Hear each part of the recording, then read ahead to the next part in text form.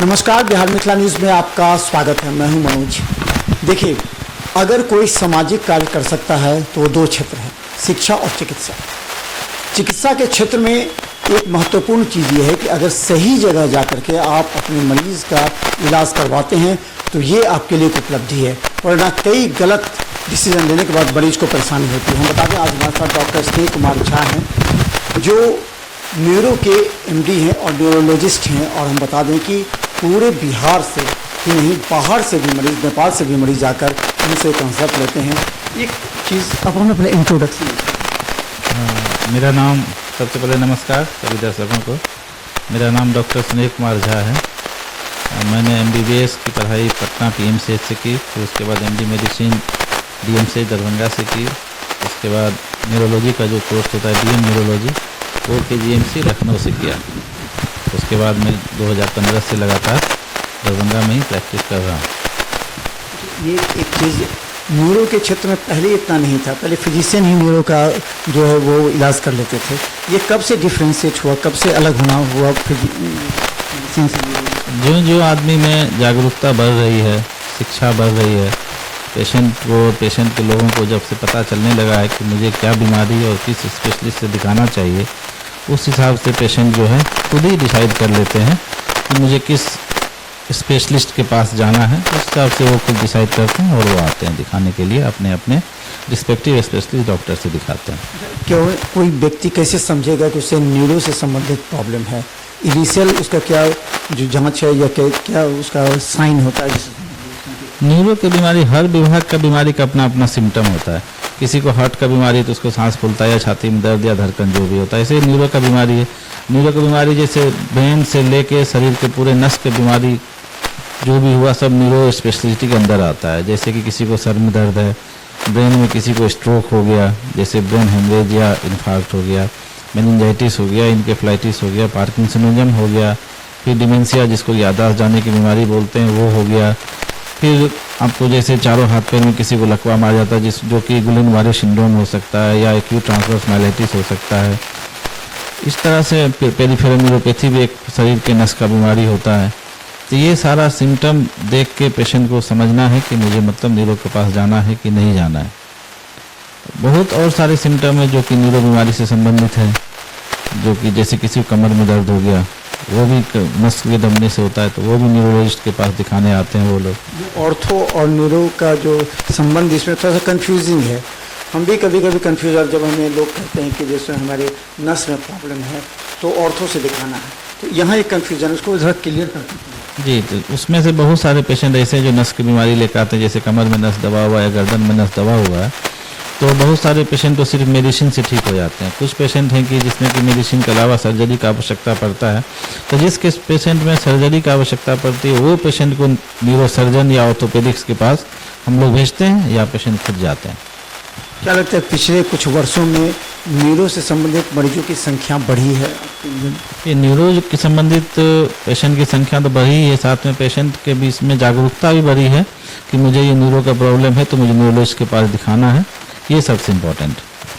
ऐसा कोई गंभीर मरीज जिसको आपने डील किया हो, जिससे लगा कि काफ़ी ज़्यादा परेशान है, बहुत ज़्यादा, कई जगह दिखा करके वो फिर वापस आया हो, तो फिर ऐसे मरीज आपके क्या? ऐसा तो होता है, रेगुलरली बीच बीच में होता ही रहता है कि बहुत सारे पेशेंट हैं जो बहुत जगह दिखा कर आते हैं।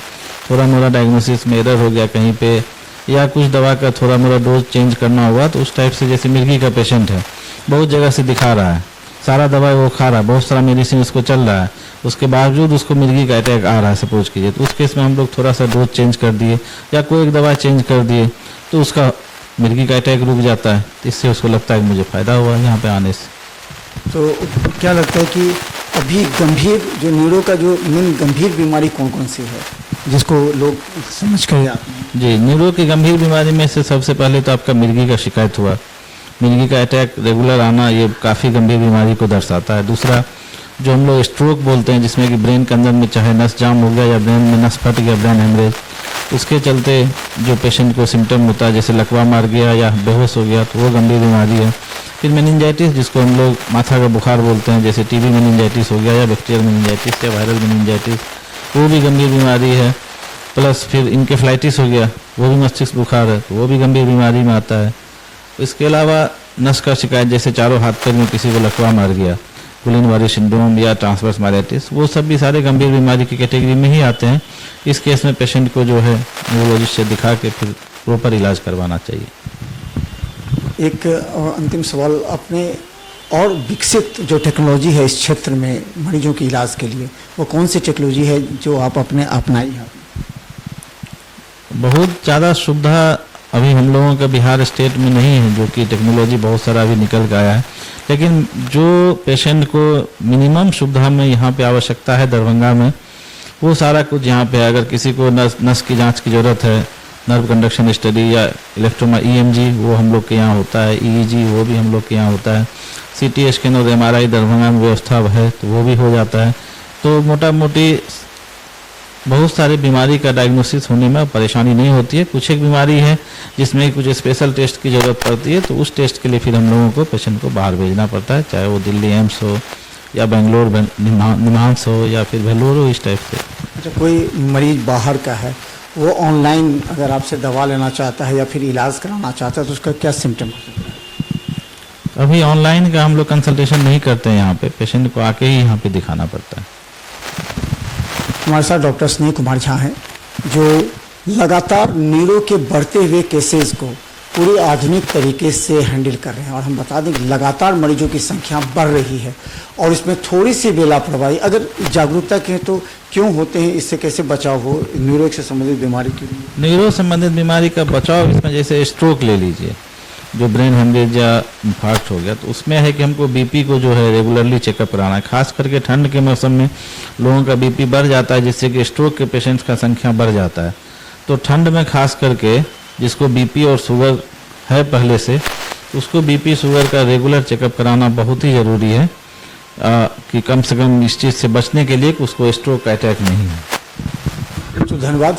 लगातार हम आपके स्वास्थ्य की चिंता हमें भी है, क्योंकि हम चाहते हैं कि सही और सटीक जानकारी आपके पास पहुंचे, ताकि आप कभी कभी भ्रम में आ जाते हैं, इलाज कहाँ कराना और कहीं करा लेते हैं।